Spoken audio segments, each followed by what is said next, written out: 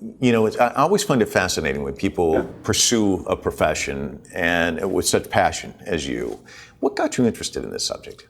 Well, I was going to be a physicist. I was really interested in understanding what makes the universe work, what are the basic constituents of matter. I went to Caltech. I started down that direction. And while I was there, I got interested in a set of other problems. Why were we building so many anti-missile missiles, and would they ever work?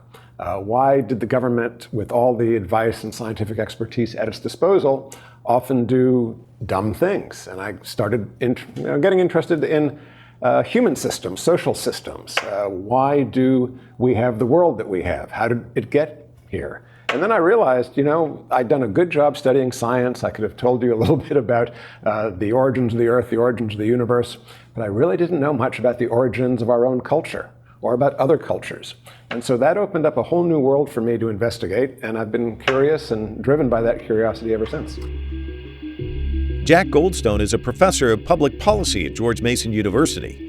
He garnered worldwide attention in 2010 with his provocative essay in Foreign Affairs magazine titled The New Population Bomb. Jack is a leading authority on overpopulation and has authored 13 books, including Revolution and Rebellion in the Early Modern World, which argues the crises of state that set off the English Civil War and the French Revolution had primarily demographic causes. World population 1900, 1.6 billion. Now, 7.5 billion. How did we get here?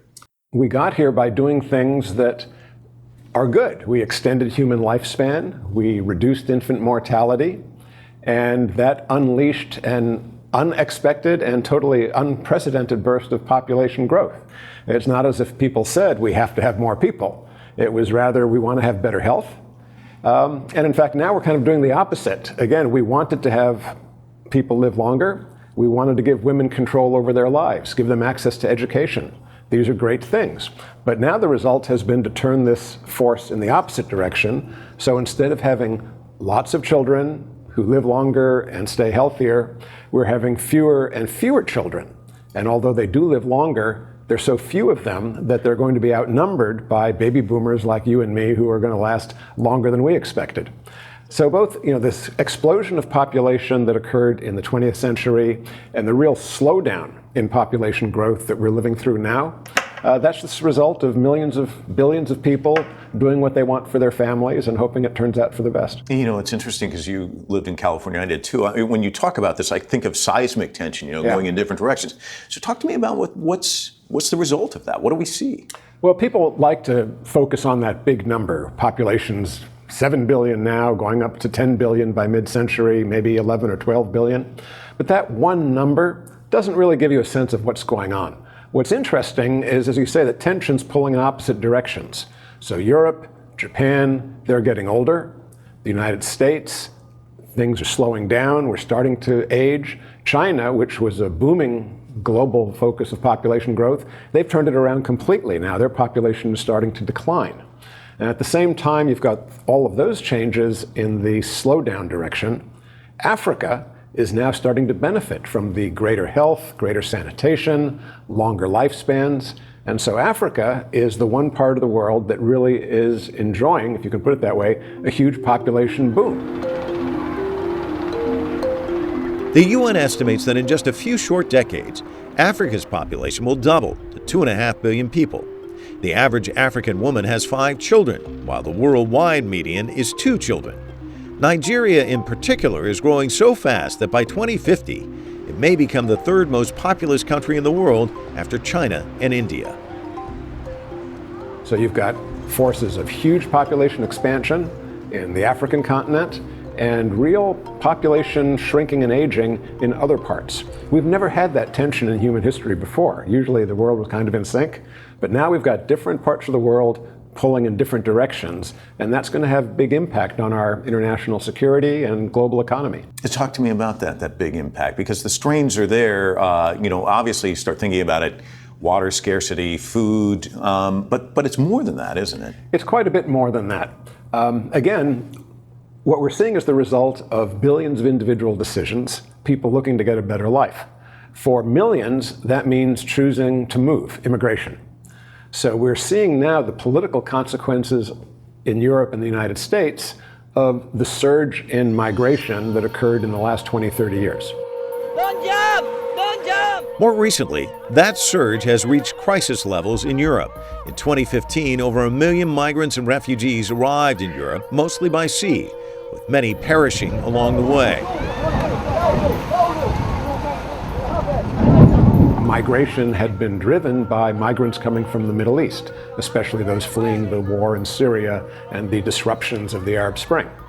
But that's also going to be less of a problem in the future because the Arab world, most of it also, is seeing a slowdown in population growth. Other parts of the world are also juggling people in this way. There are a lot of Asians that are working in the Persian Gulf. There are even Africans migrating to look for opportunities in China. So we're seeing this big shuffling. Japan and Korea now have started to say, we need more workers. We have to somehow figure out how to allow and attract workers from other countries to do the jobs that our population now is too small, too old, or too comfortable to consider doing. A second part's the economy, right? We just got news that China's economy is slowing down and people are kind of worried. Is that a blip or not? It's actually the beginning of a long-term trend. It's almost inevitable because China is going from a country that had a booming and young population to a country that's having a shrinking and aging population. And although older workers are valuable for their experience, they don't raise their productivity as quickly as someone who has just come out of school, starts work at 20, and works until 45 or 50. That's where you get the big increases in output. Africa is going to go from 1 billion people today to 2 billion by mid-century, maybe 3 or 4 billion by the end of the century. And if that continent can do what China did and start to catalyze double-digit growth through investment in its people, its education, its infrastructure, then Africa can help carry the global economy forward.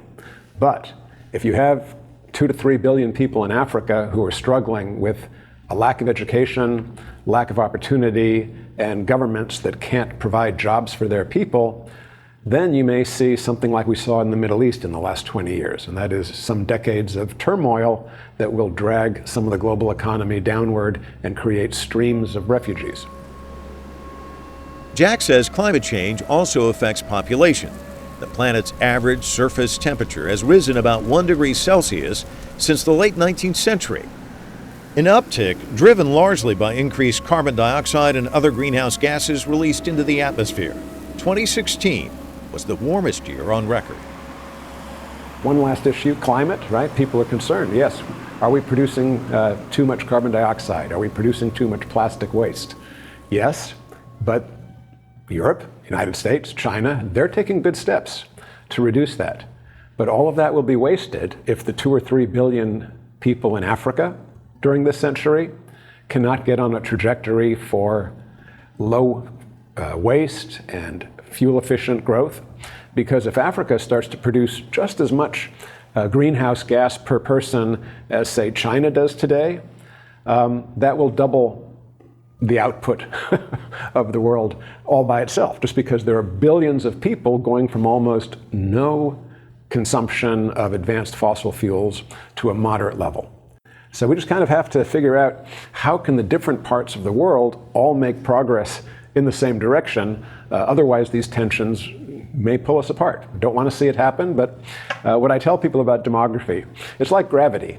It's not an inevitable, it's not destiny, but it's like gravity, you can't ignore it. Gravity puts certain limits on what you can do, and you have to figure out ways to overcome it. Same thing with sustained population growth in Africa, or labor force decline in Asia.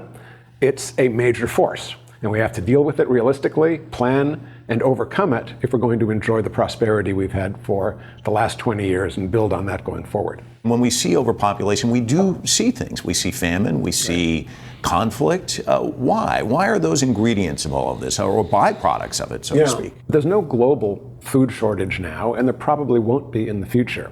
If there's a shortage of anything that's critical, it's jobs for young people. That was what was behind much of the anger in the Arab Spring.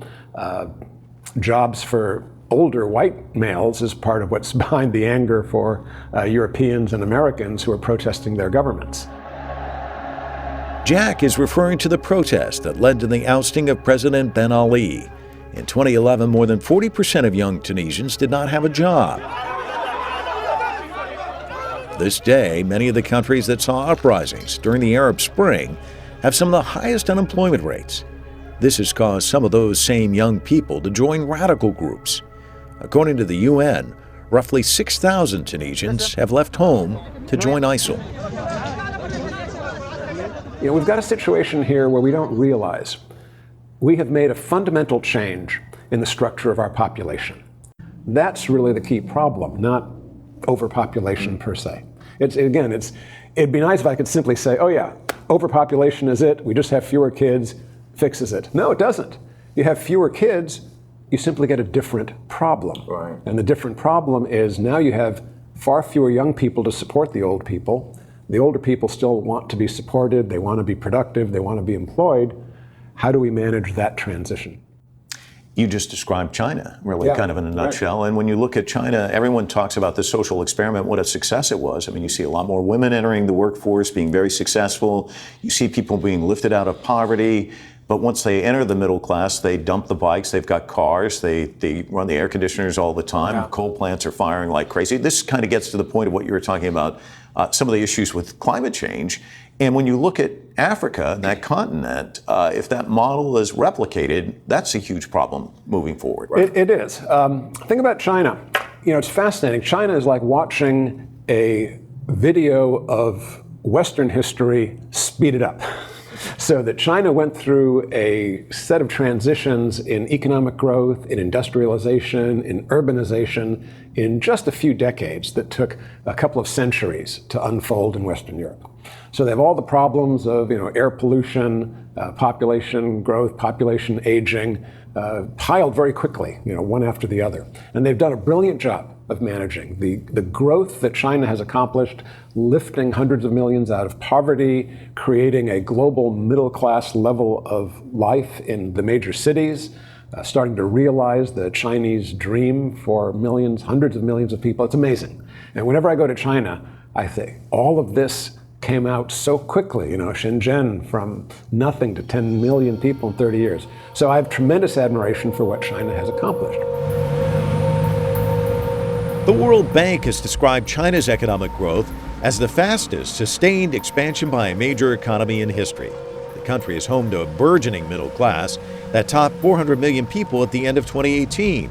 For scale, that's almost equal to the total population of South America.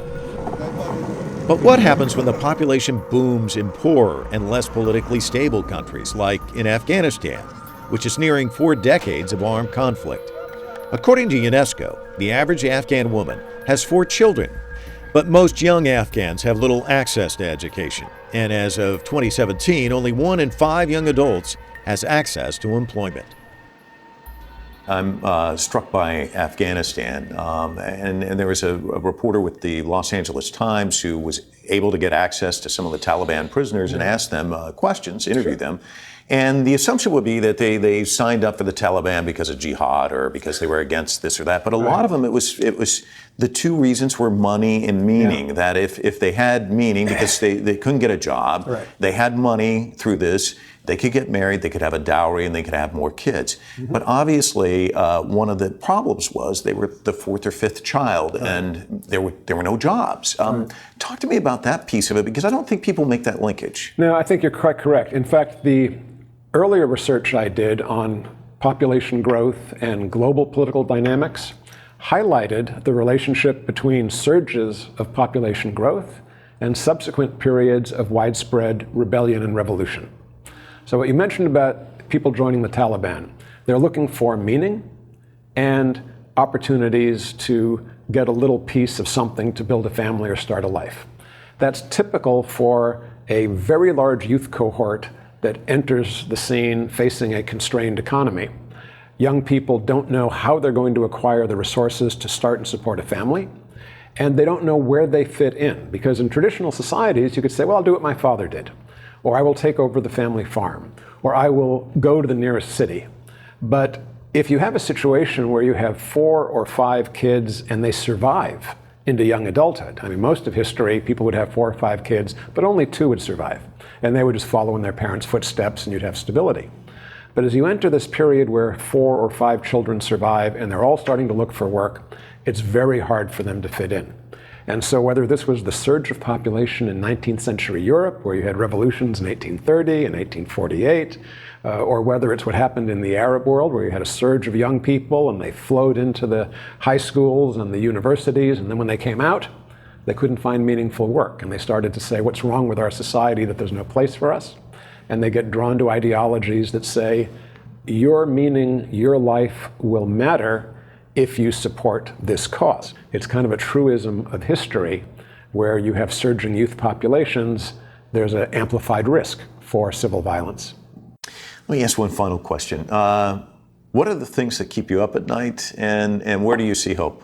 Well, I see hope everywhere because I think people have an enormous capacity for adjustment and improvement. Nonetheless, what keeps me up at night is politicians who benefit themselves by pointing their society in the wrong direction. And whether this is the president of Tanzania or Uganda who says, the more people we have, the better. Small families are just a Western plot to keep our society from achieving its proper place. To me, that is a dangerous and misguided view. If you really care about the welfare of your people in Uganda or Tanzania, you would encourage them to have smaller families and invest more in educating their children. Same time, you have politicians in the West, whether it's in Britain or Poland or the United States, who say, we need to return to having a traditional type society that emphasizes our traditional values. Now, of course, everyone has their own view, but if you say, I as a politician am going to make Hungary great again by making it a country for Hungarians. So Viktor Orban has said, I want every job in Hungary to be held by a Hungarian. Well, that is a nice idea, but there are only 10 million or so Hungarians. Many of them are aging rapidly. It's probably not possible to achieve the ideal labor force for economic growth in a modern world if you limit yourself to say, we're only going to have Hungarians here. It's just not going to be effective competition with countries that have much larger, more diverse populations to draw on. People who talk about globalization say, if you build walls, you're just going to contain your problems and you're going to close yourself off to solutions. If you knock down walls and build bridges, you create the opportunity for ideas and resources and people to move to where problems are so they can solve the problems. We're not that different. All human beings, whether you go to China or Africa, people want the same things. They want to see their families do well. They want a life that's appealing, that has some challenges, but also some comfort and security. So as long as we focus on the things that we all have in common and that bring us together, I have hope.